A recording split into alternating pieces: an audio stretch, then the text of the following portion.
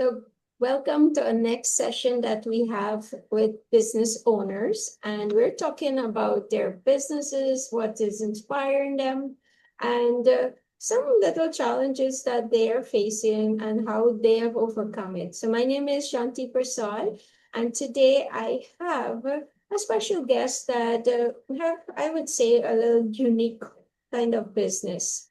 But today we have Pravash Bhola with us, and he is from Proactive Physio. And he's going to tell us a little bit about his business and what inspired him to start this business, and also why you should get involved with him. So, Pravesh, welcome to this program where we are interviewing, I would say, emerging business, because I don't say small business, emerging business owners and even managers for these emerging businesses will be on this program too, talking about, how the business was started and what they do and how they can serve others. So, Pravesh, welcome. And we want to hear a little bit about you. If you can share, give us two things about you that I'm sure that we don't know everything, but two things about you, and then tell us a little bit about the story behind your business. What inspired you to start this? So I like to study a lot. I like to keep abreast, which actually is a transition. I wouldn't say from nursing to physiotherapy because I'm also a professional nurse. It's a transition from being not only a nurse to a nurse physiotherapist. When I was doing that, a lot of my juniors and friends told me I'm leaving nursing. I told them no, I'm not leaving nursing. As a matter of fact, I have my license up to now still. I said I'm using nursing as a background to help me as a physiotherapist. And truly, for the last 11 years as a physiotherapist, nursing has helped me in a unique way and has given me some tools that a regular physiotherapist would not have. So, how did I get into having a small business? Or I finished, I was the first batch of physiotherapist training Guyana, which is 2014, September, October, whenever they had the graduation. And I applied to the government because I'm a RN and a PT, thinking that I'm going to get a job because of my unique skill set. At the same time, when I was waiting on them for a final word, I was doing voluntary work at GPHC, orthopedic department, um, ICU, the general ward, or care unit. Wherever there was a need for physiotherapy to be done, I was doing it. That is without pay, not even with a stipend. Um, so as a result of this, I had no income coming in. So I had to start doing some kind of a small business on my own just to get means by. And in 2015, I became a full-time physiotherapist at Morrissey Hospital. But even though I had started there, I continued doing my part-time business, being ethical at the same time, not to take Morrissey business as my own personal patient, but patients that I get out the room. Okay, something that I'm hearing behind your story, it is kind of like a love and persistent into doing something. And, also the uniqueness of not only physiotherapy, but you have also this nursing background behind you. And so I do appreciate you sharing that little, nuggets about your personal life there. And, many people who might, I would say, into a job, might be doing something, but then they also wanted to start a business and they want to expand and maybe come out of what they're doing there, but able to do more. If you were to actually say, if you look back at you, coming out from that and maybe coming out of nursing and say, I'm just going to step into learning physiotherapy. I'm going to step into, starting my own business in line with this here. What were some of maybe any jitters or your thought process? What was that kind of emotion, feeling happening there? So even as a student nurse, patients that had surgery that were fit, able to get out of bed. I never like to see patients as a student nurse until I don't have my license as an RN as yet. Once I got the go ahead from the RN or from the doctor, listen, I got to get this person out of bed. I would work with them. Of course, you cannot push somebody that's been in bed for a whole week. Just stand up right away. It's a process. And you get a lot of joy out of seeing people with pain, people who had a hip surgery or a knee replacement. There's a joy in it when you see them starting with some pains and then they can walk without any kind of a help or aid. There's some kind of a gratitude that you get out of helping people out of that kind of situation. And that's what helped me as a student nurse, to a professional nurse, and into physiotherapy because um, God has given us gifts. Sometimes we may not recognize those gifts right away, but once you see that you were able to use that gift with God's help, because whatever I have done in the medical field and the nursing field, the physiotherapy field, is not because of what God has given to me. So the guy got to be grateful to God for that. Okay. So were you nervous or so to start in this business? It was more like testing the waters, see what work out. In Guyana right now, we have over 50 physiotherapists. When I started, we were the first batch, so I had a little bit of an advantage. Had I knew that the Guyanese economy would have skyrocketed, of course, we didn't know we'd have oil and gas in 2014. I would have probably pushed myself and get my business a little bit more up to scale. So I would have been in a pretty situation right now. But it was just testing the waters to see how it works out at that time. Okay. So I think many of the business owners does exactly what some of us started off with, testing the water. Let me see how people will respond to something like this here. Is this something needed?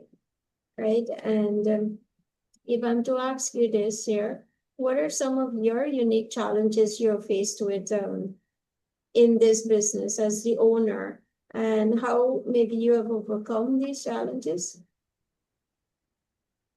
So one of the biggest challenges that when somebody asks you for private therapy, whether it be in a clinic or in the home setting, you give them a fixed price generally. Um, Not all of the times, but a good deal of the times they ask for something to reduce.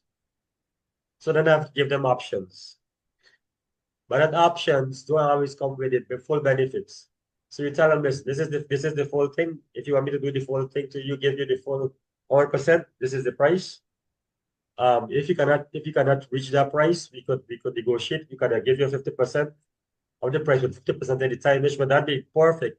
But if that would work for you, then at least by then it could be a win-win situation because not everybody might have the money for a physiotherapist to come to their home and pay whatever is the fee. Okay, so providing other options that people can benefit from at the same Yeah. time. Okay, yes.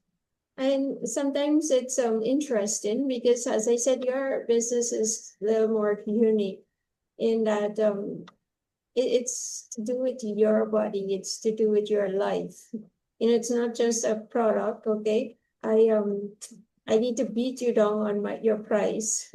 And it's a mentality, I think, in this country here where, and it comes back to demonstrating your value too, right?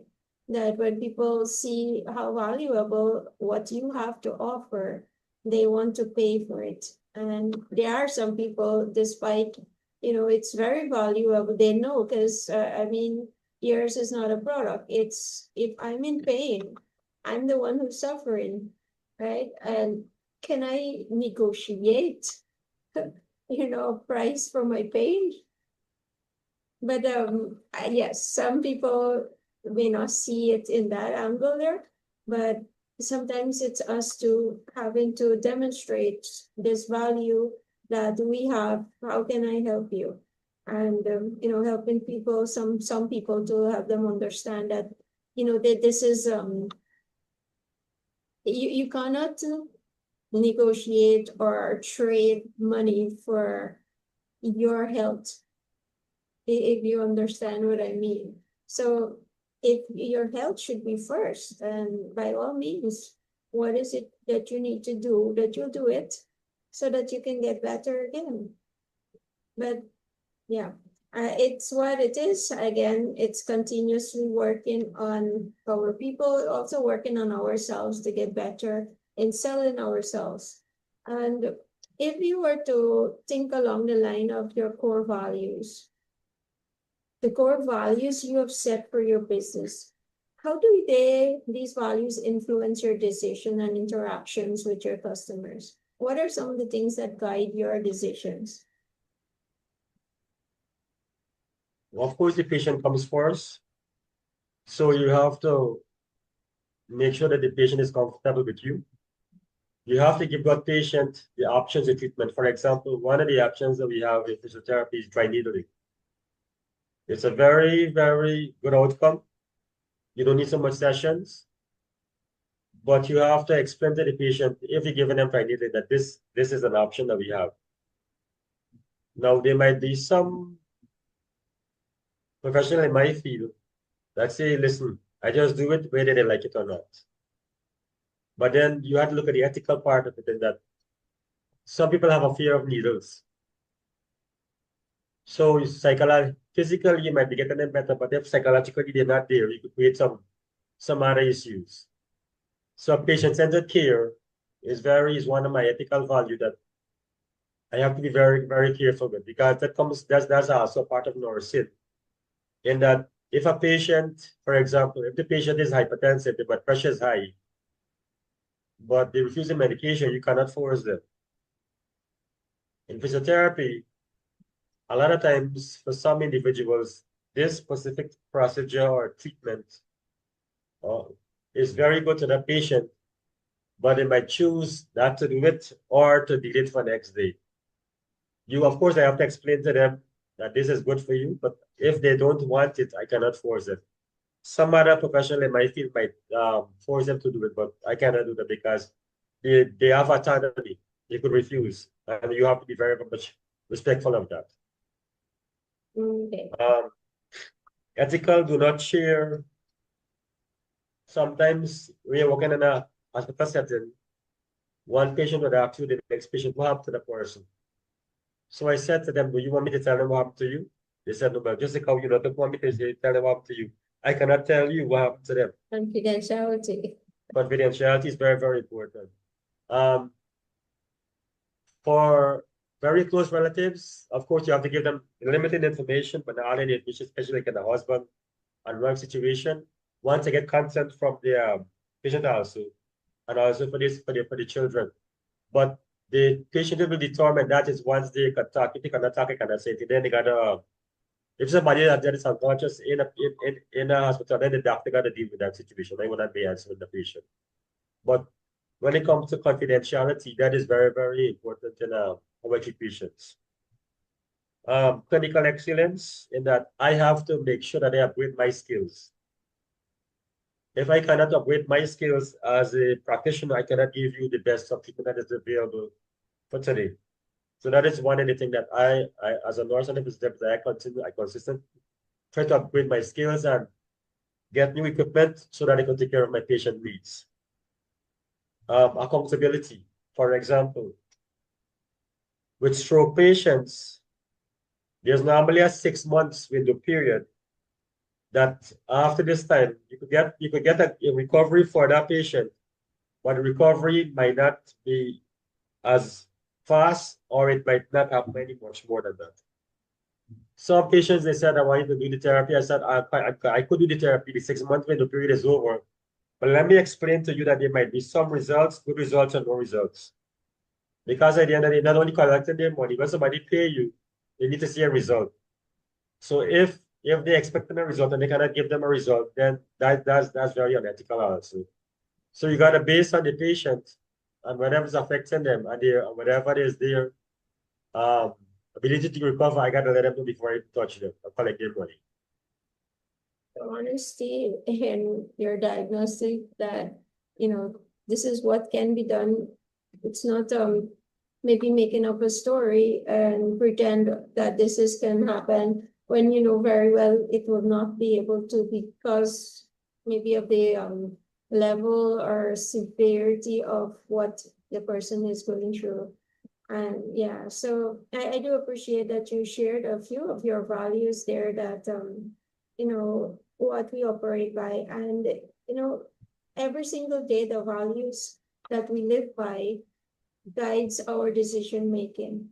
And so, if you're talking about confidentiality and why people should work with you is that, your information is kept safe and nobody, which I mean, for especially in health, is that your code of conduct that, people can trust you, that they could come to you and the whole world does not know. And I think sometimes some people don't know how to, exercise those kind of conduct. But, and then also, your skill set in that you continuously learning so that you're able to explain properly to people what is it that might be happening, what is it that can be done, what can't be done, right? And so having that knowledge base is also important, that people can trust you, that you know what you're doing. And tell us, you have a few clients you have worked with and done some work with. What share with us one of your success story that you had on this journey. So there's a lot of success stories with patients with low back pain. That's a big number because the majority of patients in Guyana that we have is such cervical shoulder problems and low back problems. I've had a ton of low back problems, but I wouldn't focus on that. There's one patient that stands out. They had cervical neuralgia at the private clinic that I practice at. It's not my clinic, but I practice there, and the owners are doctors. And she didn't sleep for like 2 to 3 days. Her pain was 10 out of 10. And according to her and her husband, nothing much wasn't helping. So the senior doctor asked me to see what I could do. I said I could try to help because based on my experience, I have treated patients that had issues with the neck, but this one, she had a little bit more pain, but I said I could give it a try. I was able to help her. Before she left, the pain went to 0. She was able to rotate her head left, right, up and down, which she couldn't do before. She was able to lie down flat, which she didn't do for the last couple of days. So there's one that stand up because there was a big difference in the amount of, and I didn't do the dry needle it or any edit, very, very specific skills. This was very, very basic skills that I did. And that sometimes those are the ones that stand out for you. That was a very good one for me because at least you were able to help her. She could sleep back without any pain medication, any sleeping tablets, and she's gradually going up for sleeping tablets right now. Okay, wonderful. I'm sure you have many success stories to share with us. And, so Pravesh, why should someone come and do business with you? Why should I come and hire you as my physiotherapist? So number one, I have 11 years experience. Number two, I'm probably the only professional nurse physiotherapist we have in Guyana that I could treat you on a holistic level, a little bit more different from a regular physiotherapist. Um, Three, I have upgraded my skills consistently. So what I did as a first year just at the UG, those options are there, but they're better options than I treat you for. Um, and you pay me a one flat fee. For some clinics, the more things that they do, the more they charge you. I have a flat fee. If I do 10 things or 5 things, you pay the same thing. But because at the end of the day, I want you to feel better and not confused. The heart is to get the people to feel better. I Yeah. think that's when we love what we do and we care about people. We give our all into it. So Pravesh, before as we come to the close, and guys, we're talking to Pravash Bhola. He is a physiotherapist, and that's what his business is all about. And Pravish, what kind of advice would you give any aspiring entrepreneur or anyone who might be starting their business now? What was something you would advise them on? So before I went into business, I had some, like for example, Mr. Kamal Samaru, the medical director of DDL. I asked him for some advice. I asked a couple other people that are in business. This is what I do. Do you think there is a possibility I could do this on my own? Don't go to negative people. Don't go to people who never did business before. People who never took risk. That people who never take risk would always shut down, kill your fire. That would help you. Go to people who are successful and tell them whatever you need to do. Maybe they might need to tweak it. Maybe they might change the direction a little bit. But first, ask advice, then do your own research, see if there's a possibility for you to make some money in it, and then go ahead and go and do it. In business, though, there's growing sports and there's times when you go down. That's all a part of it. Don't get too disappointed when things don't go right. Continue going, continue pushing. Wonderful advice. This year here, I have a band that says no negativity. So I like that go to people, positive people, people who have also gone far ahead of you already, and seek advice, seek some mentorship that they can get out of the time there with that person, so that they can help push you and guide you, and whatever it is that maybe you need in a moment to get you going to start your business, or whatever is the idea that's in your head that needs to come out now. But thank you for that, Pravish. That's a really good advice that you have given to all of us here, that, go to positive people, people who can spark you, right? And not kill your dreams. But I must say that, Pravish is part of our strategic club thinking. It's a club that we have where business owners are joining. We are there for about 2 hours, 2.5 hours once a month in a mentoring learning environment in person. And then we have also a little one-to-one session with the members of this club where they get mentored on business. But you can also be part of this club and keep growing your business, or if you plan to just start, come, let's talk about it.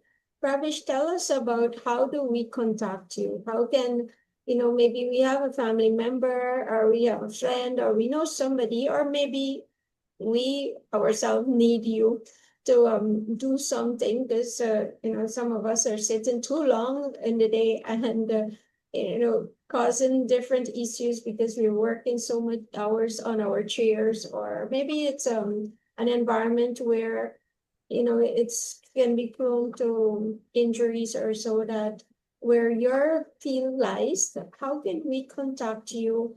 And tell us, I know that you also do some amount of training for companies along some areas that are beneficial for the teams them that are working. So tell us a little bit about your service in your training, and also about the physiotherapy, and then how can we contact you? So for both ergonomics training and physiotherapy, my contact number is 592-660-5369 and 592-6489-123. 592 660 660 5369. 5369. 5639. Yeah. Okay, so I hope you guys get that. We're gonna also post it in the comments, but how you can contact. So tell us about the ergonomics training a little bit. Downtime in any company, whether it be manufacturing and marketing and distribution, downtime affects both the company and the employee, sometimes even the customer, depending on the type of company. because of musculoskeletal injuries. Now, musculoskeletal injuries can be caused by poor posture, poor lifting habits. It's very, very long list. So what I do with companies, and I've done it with Sylvies, I've done it with DDL and with UGPCs, that I teach employees how to prevent difficulties and pain in the neck, the lower back, the shoulders, and the legs based on ergonomics principles. With both Sylvies and DDL, I had good feedback. I have not had any feedback for this year back from UGPC, but it's practically to prevent injuries, musculoskeletal injuries in their employees, so that they could be more productive during the at the end of the year and during the week. Yeah. So guys, you can actually contact Pravesh to come and do a training. If your team is just you, he can also train you, or your team is just maybe 2 to 10 to 100, whatever is your number. Book him, let him come and have a session with your team so that they can learn maybe posture when they're sitting or lifting something, or any areas that you can tend to get some injury that can prevent people from being at work.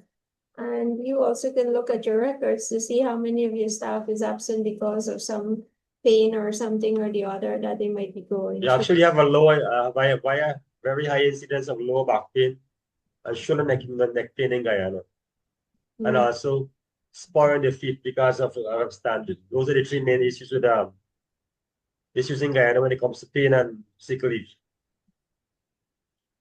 Yeah. So you need Pravesh to come and help not only you, but your entire team. So get on to him. Pravesh, repeat the number again. 660-5369-6489-123. 6489123. 6489123. Okay. Yes. So you can contact Pravesh, and indeed, I can tell you, he will work with you, and if there's something can't be done, he will be honest with you, as one of his values guides him in his decision making. So if you also want to be part of our club, do reach out to me or reach out to our team on 6210440 and be part of the club that can help you grow your business also. So Pravesh, thank you so much for your time today. Thank you for sharing your stories, and also the tips and how you overcoming your challenges. We thank you for your work that you're also doing with the people in Guyana, and to continue your good work. Thank you. Yes. So guys, if you have questions for Pravesh, do post it in the comments, and we will get you an answer, or Pravesh will answer. So take care, and we will see you in our next business session, where we are interviewing business owners, and where they're sharing their stories and the things that they're doing that can add value to you or your team. Take care. Until